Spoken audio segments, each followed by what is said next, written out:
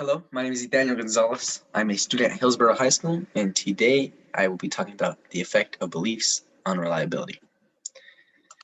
To begin with my real life situation, we're in the United States on March 16th.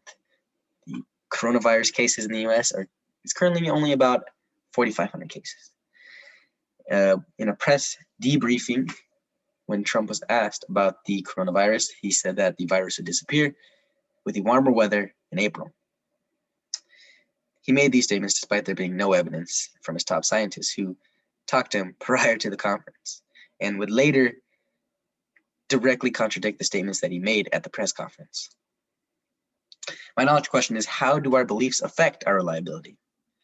In relation to Trump, we see how he chose to mix more of his personal and political beliefs in the statements he made at his press conference, rather than relying solely on information he learned from his top scientists.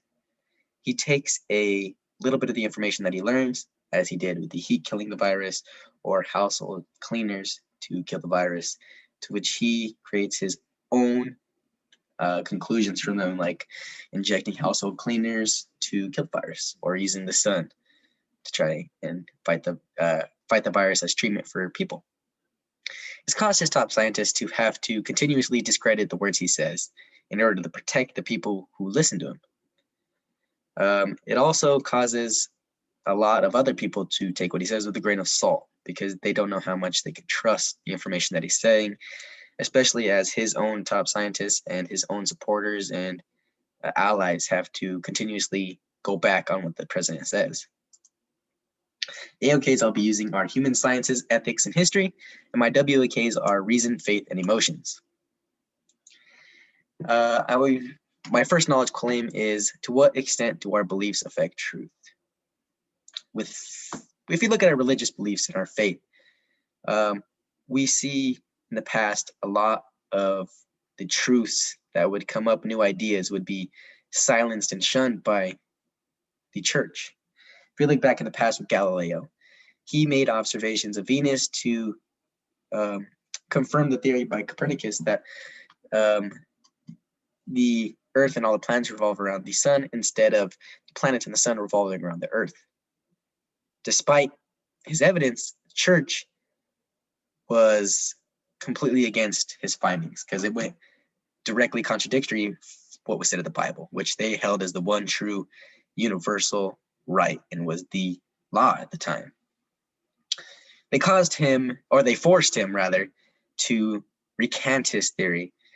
And even after recanting it, he was tried by the Vatican and found guilty for heresy. And they forced him to live the rest of his life on house arrest. We see how, even not too long ago with rock and roll and the church, we could see how our beliefs kind of get in the way of the truth and can cause us to attack what doesn't fit within them. With rock and roll, the church officials believed that it was corrupting youth. They thought with the rhythm, the sexual meaning, that it was no good for the kids. They also believed that the music was speaking the language of the devil and was stealing from the church music that it steals from the church music. Because of their disagreements with rock and roll and how they didn't like it, they decided to attack it because it didn't align with their beliefs. They attacked it and tried to use their influence to stop the spread of rock and roll, despite there being no evidence whatsoever for all the claims that they were making. This really shows how our beliefs can cause us to ignore the truth. We can also see, not just from religious beliefs, how our beliefs will get in the way of the truth, despite there being no evidence in favor of what people are believing. Today, we see thousands of anti-vaccination families who have the personal belief that vaccinating their kids will cause birth defects like autism. What we see with these vaccination families, and even in cases like with the church and Galileo or the church and rock and roll, is they seek out information that supports their belief. They do confirmation bias. They're greatly affected by confirmation bias because they want it to be true because it's what they believe. With the anti-vaccination families, they will go to websites where the information is completely against vaccination and everything that they believe. And these sites appear, and these people appear, and they protest vaccinations despite numerous studies. Every study that's been done, numerous of them, many of them, there's no evidence for vaccinations causing any birth defects. And there are top health officials, health organizations like the CDC that have been combating these views for over 20 years. Yet there's still many anti-vaccination rallies because they choose to ignore the truth in favor for information that directly fits into what they believe. This kind of leads us to how reliable are beliefs? If they can cause us to ignore the truth and directly ignore it when we form our beliefs, how reliable can it be? One way to look at it is Daniel Kahneman, a very famous psychologist. He once said that the confidence people have in their beliefs is not a measure of the quality of their evidence, but the coherence of the story the mind has managed to construct. What he's saying is it doesn't matter the information they have. It's more so the justification they have in their head for why their belief is correct, rather than the evidence that directly supports it.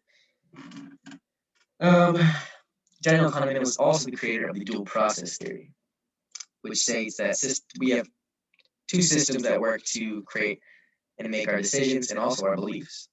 System 1 is fast, instinctive, error-prone, and emotional, while System 2 is slower and more logical, but requires more cognitive energy. And the demanding amount of cognitive energy causes us to use System 1 more. When both these systems agree, that's when we have a belief that is formed. And we can see the fallibility in our beliefs because we use System 1 more. Because we use System 1 more, which is more error-prone, which is more fast and instinctive, and which is also more emotional, it shows us how our beliefs are not only can be made on quick judgments of the information we learn, but also how they can be, all our beliefs are affected by some sort of bias in some way.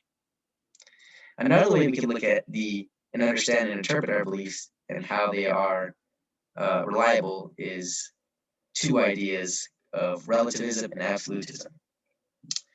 Relativism states that everything is relative, all beliefs are true, there are no wrong beliefs because there are no universal, certain, objective justifications for any belief. Basically, this is talking about how it depends on the context of a person. If two people are in an argument, they're both correct because both of their situations or cultures, all aspects of their life could be completely different. So to them, they are correct. Then there's absolutism, which states there are some certain universal and objective beliefs. So in the same hypothetical argument, one person is correct. These two viewpoints are on opposite spectrums, and to find a reliable belief, we have to look in the middle, where there are universal and certain beliefs, but we are able to adapt and change them to fit into different contexts and different cultures of people, and also fit and adapt to new information that we learn. The next knowledge claim I have is, how do we justify our beliefs? If we see how beliefs affect the truth and how reliable they are, what do we use to justify them? There are two ways we can look at justification of beliefs. One is Platonic, and the other is reliabilist epistemology. Reliabilist epistemology states that the belief is justified if the cognitive process that creates it is also reliable. While Platonic epistemology states that knowledge is innate and very deep within the soul. Reliabilist is more trustworthy because it's taking a reliable source and creating reliable conclusions. While Platonic is more metaphysical and spiritual, and it's as if saying that our beliefs come from a higher power. And it's always described as a maiden-like person in our head guiding us to our beliefs. And it shows the inherent emotional aspect of our beliefs rather than because it lacks logical evidence to support our beliefs. It just says that based on what we're feeling and based on what is destined for us, those are our beliefs. Between these two, reliabilist is the best method to justify our beliefs. Because if we could choose a good and reliable source of information to justify our beliefs, the beliefs that we form from this information follows the same characteristics. Without reliable and trustworthy information, the beliefs we make are weak and crumble in the face of discussion and new evidence. We also have to take into account that the information that we're learning, the reliable information, we have to understand and comprehend it first before we form our beliefs. We can't just take the information and right away make a belief, because it'll be flooded with the biases of what we already believe. In conclusion, the beliefs are significant because they are the basis of our actions and decisions. They have a big impact on our reliability because there are many reasons for our beliefs. There are many ways that our beliefs can go awry, and there are many ways that they are affected. We see how our beliefs affect the truth and can cause us to ignore it or attack new information that is correct, which goes against the pre-existing information that we had in our head and that we believed. I also talked about the different ways we understand, interpret, and justify our beliefs, and how it can cause us to ignore different perspectives and different types of people and information, and it can cause our beliefs to be weak in the face of discussion with other people who come from different places.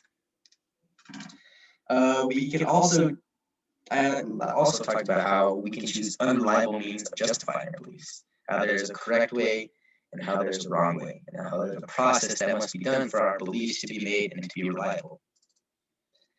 The conclusions, linking back to the real life situation, we've seen with Trump that a lot of the aspects that I talked about that lead to unreliable beliefs fit directly with the statements he made at his press conference. With the information Trump learned from his scientists, he never goes past system one. With his statements, they're made in the moment. He got told the information prior to the press conference. He goes out there to address the public, and he takes the information and combines it with the pre-existing beliefs that he had in his head that he wanted to be true. It would have been better if he used a more reliablest method and truly understood the information and got it directly to the public instead of trying to make his own conclusions from it. Again, the reliablest method. He chooses to ignore it, the information by scientists, and gives his own conclusions, which impacts the truth of what he says in the future. Because if we can't trust what he's saying now, how are we going to trust what he says in the future? And this knowledge question of belief affecting reliability is evident in many other situations. Not only with religious, but you could think back to World War II with Hitler and the Nazi regime. He had his beliefs about the Jewish people and how they were affecting the economy, and although his statements were false, he was so convincing as a leader that the people still chose to follow him. Anyway, my name is Ethaniel Gonzalez. I talked about the effect of beliefs on our reliability, and thank you.